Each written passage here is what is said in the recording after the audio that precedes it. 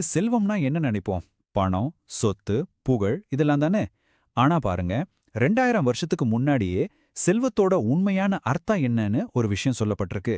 வாங்க, அந்த ஆழமான வாழ்க்கை பாடத்தை ஒரு சின்ன கதை மூலமா நாம இன்னைக்கு புரிஞ்சுக்கலாம். ஒரு நிமிஷம் யோசிச்சு பாருங்களேன். நீங்க ஆசைப்பட்ட எல்லாமே, நிஜமாவே எல்லாமே உங்ககிட்ட இருக்கு. ஆனா அதுல எதுவுமே உங்களுக்கு உண்மையான ஒரு சந்தோஷத்தை கொடுக்கலனா எப்படி இருக்கும்? இந்த ஒரு கேள்வியில இருந்து நம்ம கதை ஆரம்பிக்குது. சரி, நாம பார்க்க போற கதையோட ஹீரோ வெளியே இருந்து பார்க்கும்போது ஒரு பெரிய வெற்றியாளர் மாதிரி தெரிஞ்சாரு. ஆனா அவருக்குள்ள ஒரு பெரிய வெற்றிடம் இருந்துச்சு, ஒரு வெறுமி. அவரோட வாழ்க்கையை கொஞ்சம் பாப்போமா?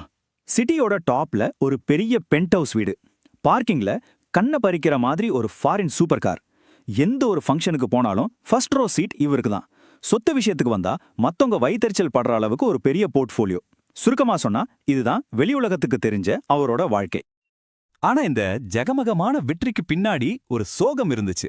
அவரோட ஒவ்வொரு சாதனையும் அன்பான அரவணைப்புகளோட கொண்டாட ஆள் இல்ல. வெறும் பண பரிவர்த்தனைகள் தான் கொண்டாட்டமாவே இருந்துச்சு. சொல்லப்போனா அவரோட வாழ்க்கைக்கு 2 முகம் இருந்துச்சு. ஊர்க்கண்ணுக்கு அவர் ஒரு பவர்ஃபுல்லான, சக்சஸ்ஃபுல்லான மனிதர். ஆனா நிஜத்துல தனிமை, அர்த்தமே இல்லாத மேலோட்டமான உறவுகள், அப்புறம் ஒரு பெரிய வெறுமை இதான் அவரை சுத்தி இருந்துச்சு. வாழ்க்கை எப்போதுமே ஒரே மாதிரி இருக்காதே. திடீர்னு ஒரே ஒரு நொடியில அவர் கஷ்டப்பட்டு சம்பாதிச்ச எல்லாமே அவர் கையை விட்டு போயிடுச்சு.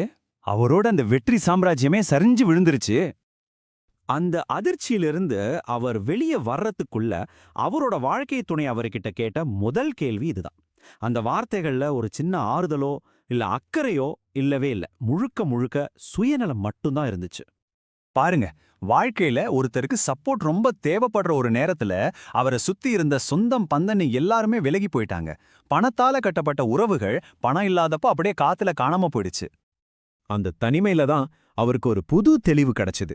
அவர் அதுவரைக்கும் பார்க்காத ஒரு வேறு வகையான செல்வத்தை அவர் பார்க்க ஆரம்பிச்சாரு. தெருவுல அவர் பார்த்த ஒரு காட்சி அவரோட மொத்த பார்வையுமே மாத்திடுச்சு. அந்த வயசான தம்பதிகிட்ட பெரிய வசதி எல்லாம் ஒன்றும் இல்ல. ஆனா அவங்க கிட்ட விலை மதிக்க முடியாத சில விஷயங்கள் இருந்துச்சு.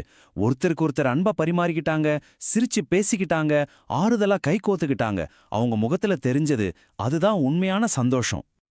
அப்போதான் அவருக்கு ஒரு உண்மை பளிச்சுன்னு புரிஞ்சுது. இத்தனை நாளா அவர் எதையெல்லாம் பெரிய செல்வோன்னு நினைச்சாரோ அதுல ஒண்ணு கூட அந்த தம்பதி கிட்ட இல்ல.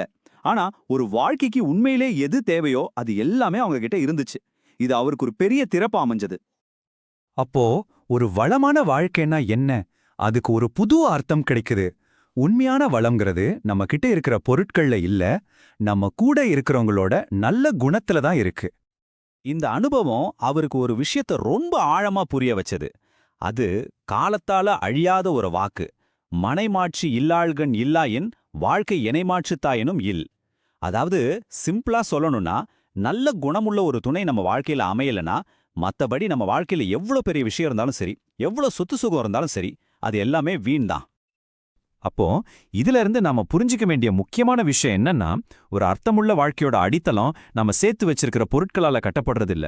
அது நம்ம உறவுகளால கட்டப்படுறது. அதுதான் ரொம்ப ஆழமானது, மதிப்பு வாய்ந்தது. அப்போ அந்த உண்மையான அடித்தளங்கிறது என்ன? அது 3 விஷயம்தான். 1 நம்ம உறவுகளோட தரம், 2வது நல்ல குணம், நற்பண்புகள், 3வது ஒரு சப்போர்ட்டிவான துணை. இது 3ம் இருந்தா போதும், பொருள் வெற்றி இல்லாமலேயே வாழ்க்கை ரொம்ப வளமா இருக்கும். கடைசியா ஒரே ஒரு கேள்வியோட நான் உங்களை விட்டு போறேன். உங்க வாழ்க்கைய நீங்க எது மேல கட்டி எழுப்பிட்டு இருக்கீங்க? ஒருவேளை எதிர்பாராத விதமா எல்லாம் சரிஞ்சு விழுந்தா உங்களை தாங்கி பிடிக்கிற அளவுக்கு உங்க அடித்தளம் உண்மையிலே வலுவா இருக்கா? யோசிச்சு பாருங்க.